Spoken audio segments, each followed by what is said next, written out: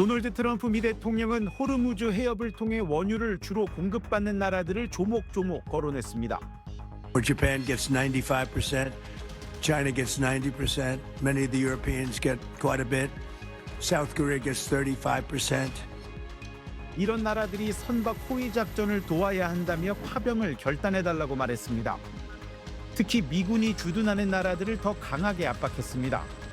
어떤 나라에는 4만 5천 명의 병사들이 주둔하며 그들의 위험을 보호하고 있다며 미국과 함께 빠르고 열정적으로 관여해주길 강력히 권고한다고 말했습니다. Would rather not get involved, sir.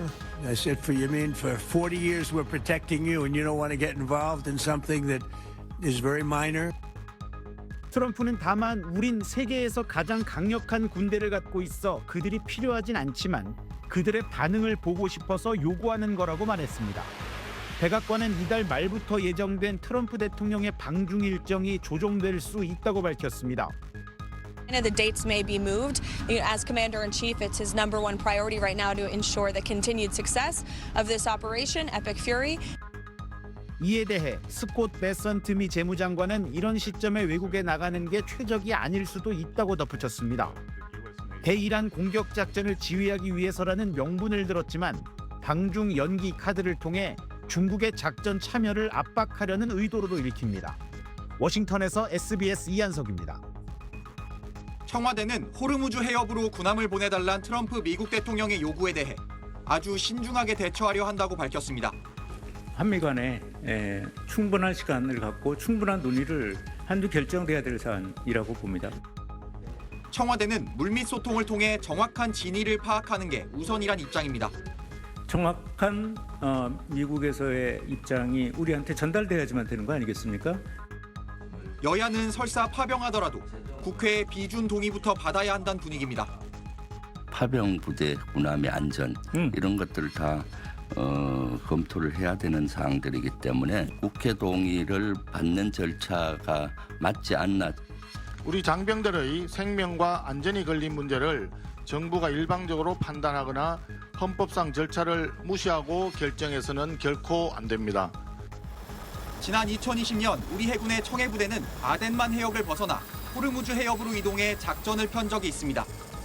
앞서 2009년 국회를 통과한 파병 동의안엔 파견 지역이 소말리아 아덴만으로 돼 있지만 유사시 국민보호 활동으로 지시되는 해역 포함이란 예외 조항을 근거로 국회 동의를 추가로 받진 않았습니다. 하지만 이번엔 미국 등 다국적군에 소속이 될 경우 이란의 공격 대상이 될 우려가 크고 임무도 크게 다른 만큼 국회 동의가 필요하다는 의견이 우세합니다. 절차와 별개로 일부 의원들은 파병 자체를 반대하고 나섰습니다. 민주당 이기헌 의원은 동맹국에 대한 최소한의 예의도 없는 요구라며 주한 미국 대사관 앞에서 1인 시위를 했고 조국혁신당 김준영 의원도 출구 없는 침략 전쟁이라며 반대하고 나섰습니다. SBS 박재현입니다. 일본은 당장 이번 주에 미일 정상회담을 앞두고 있습니다. 회담 테이블에서 트럼프 대통령이 직접 군함 파견을 압박할 것으로 보여 일본의 고심이 깊어지고 있습니다. 이번엔 도쿄로 가보겠습니다. 문준모 특파원, 일본 정부의 공식 입장 나왔습니까? 네, 다카이시 총리는 당장 모레 트럼프와 정상회담을 위해 미국으로 출발합니다. 오늘 국회에서 트럼프의 군함 파견 요구에 어떻게 대응할 거냐는 질문이 나왔는데 다카이치는 이렇게 말했습니다. 日本の法律の範囲内でございますけれども、どのように、日本関係船舶、および、その乗員の命を守っていくか、何ができるかということを検討中で。 호르무즈 해협의 일본 선박과 승무원의 안전을 위해서라는 목적을 설정하고 자위대가 법적으로 할 수 있는 범위 안에서 방안을 찾고 있다는 뜻으로 해석됩니다.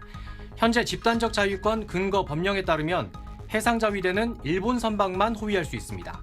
기뢰 제거나 호르무즈 해협 전방위 호위 같은 미국의 요구 수준에는 호응하기 어렵다는 분위기입니다. 법적 문제를 떠나 자위대가 이란 측 공격에 노출될 수 있다는 우려도 존재합니다. 고이즈미 방위상도 앞으로는 모르겠지만 현 시점에서 자위대 파견은 생각하지 않고 있다고 잘라 말했습니다. 그렇다면 군함 파견 말고 일본의 다른 선택지가 있을까요? 네, 트럼프 대통령의 이런 요구가 예전에도 있었습니다. 트럼프 1기였던 2019년에 미국이 호르무즈 해협에서 상업 선박을 보호하는 군사 동맹체를 일본에도 제안했는데요. 당시 아베 총리는 동맹체에는 참여하지 않고 인근 해역에 해상자위대 군함을 보내 정보 수집 활동을 벌였습니다. 미국과 이란, 양국 관계를 해치지 않는 선에서 우회로를 택한 겁니다. 하지만 이번엔 이렇게 돌아가기 어려울 거란 전망도 있습니다. 관세를 포함한 여러 수단을 동원해 강한 압박에 나설 수 있기 때문입니다.